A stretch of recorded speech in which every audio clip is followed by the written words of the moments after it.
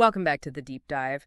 Today we're jumping into something that looks, well, maybe a bit complex on the surface.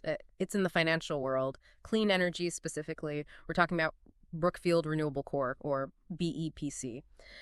But the promise here is potentially very appealing. Reliable income, maybe even for a lifetime. So the big question for us today is, how does this entity, Brookfield Renewable Corp, actually work?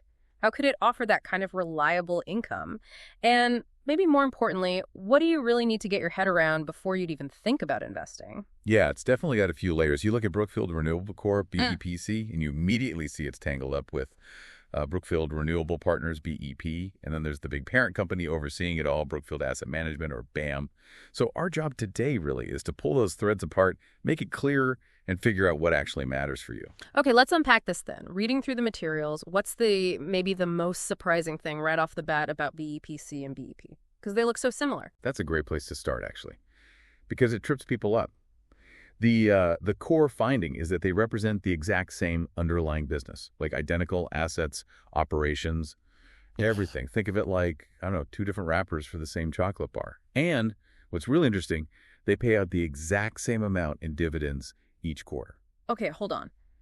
That is interesting. Same business, same payout. So why the different yields? I mean, the numbers are right there. BEPC at 4.7%, BEP at 5.8%. That's not a tiny difference. Right. And that gets to the heart of it. See, Brookfield Renewable Partners, BEP, that one came first. It was set up as a partnership. And that structure, well, it caused a problem. A lot of big investors, institutional ones like pension funds, endowments, their rules, their investment mandates, actually prevented them from buying partnership units. They just couldn't hold them. Ah, okay. So it wasn't about the business itself. It was about the legal wrapper. Exactly. So Brookfield Renewable Corp, BEPC, was basically created to solve that specific problem. They made it a standard corporation, regular shares. This opened the door for that whole group of investors who were previously locked out. And that yield difference, it's really just supply and demand playing out. The corporate shares, BEPC, are, well, more popular because more people can buy them. So the price gets pushed up a bit, and the yield naturally comes down relative to BEP. So more demand lowers the yield, even though the payout amount is the same. Makes sense. Precisely. But the key thing for you, the listener, to grasp is that whether you buy BEPC or BEP, you're essentially investing in the same clean energy assets, right alongside Brookfield Asset Management. And Brookfield Renewable, in either form, plays a crucial role for BAM. It acts as what they call a source of permanent capital. Permanent capital. What exactly does that mean in practice? Well, think about it this way. When Brookfield Renewable sells a share of BEPC or a unit of BEP, they raise cash, right? But unlike taking out a loan or issuing a bond, they don't have a fixed date when they have to pay that principal back. It's permanent. It stays within the Brookfield ecosystem to fund growth. That makes it incredibly valuable and flexible for the parent company, BAM. Got it. So it's like having a funding source that doesn't come with the usual strings attached, like loan repayments. That's a good way to put it. Cool. It allows Brookfield Asset Management to be really aggressive in growing its clean energy portfolio without being quite so constrained by traditional debt financing. And that continuous expansion, funded partly by this permanent capital, is what should ultimately drive the growth of the business and hopefully your income from it. Okay, that clarifies the structure a lot. So moving on from the how to the what. Yeah. What does Brookfield Renewable actually own and do? What's the core business? Right, the fundamentals. Well, pretty straightforward from the name. They own and operate renewable power generation assets. Lots of them. We're talking solar farms, wind turbines, hydroelectric dams, which are actually a huge part of their portfolio historically. Plus, they're into newer stuff like battery storage, which is critical for reliability. And interestingly, as you mentioned, they've recently added nuclear power to the mix through some acquisitions. Nuclear, too. That's quite a spread. It really is.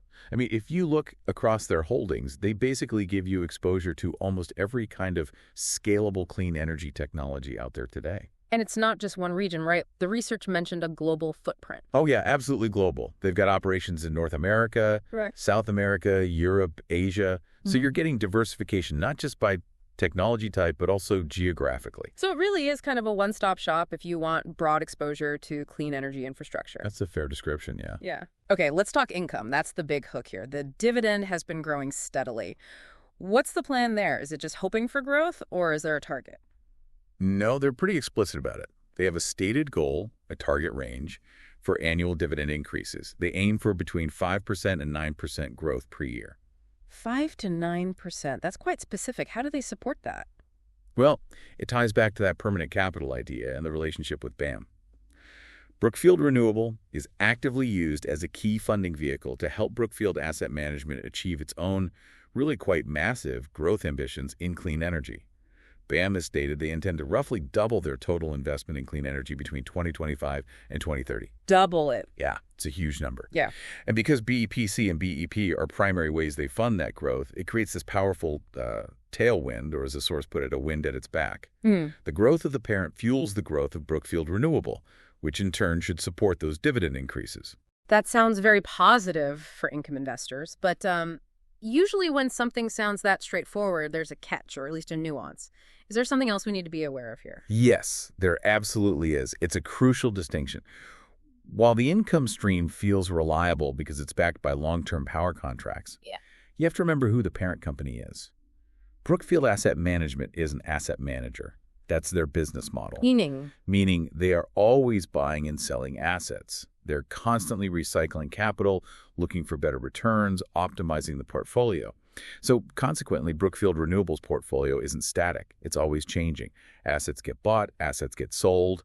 This is not like buying shares in your local regulated electric utility, where the asset base is generally very stable over long periods. Okay, that's a really important point. So don't view it as a utility, even if it pays a steady dividend. Exactly. You shouldn't view it that way. The underlying business does generate reliable income from those energy contracts, yes, but the specific assets generating that income can, and likely will, change over time. So you, as the investor, need to be comfortable with that dynamic nature. Right. So let's bring it all together. We started asking if Brookfield Renewable Corp, BEPC, could genuinely set you up for a lifetime of reliable income. What's the verdict, considering everything we've unpacked? Look, given its fundamental purpose, acting as that permanent capital vehicle for BAM's massive clean energy growth plans and those stated dividend growth targets, it seems quite likely, I'd say, that investing in Brookfield Renewable Corp could provide a reliable, growing income stream over the very long term, potentially a lifetime. And of course, as we discussed, there's also Brookfield Renewable Partners, BEP, if the partnership structure works for you and you prefer this slightly higher starting yield. So the potential is there, but understanding the structure is paramount.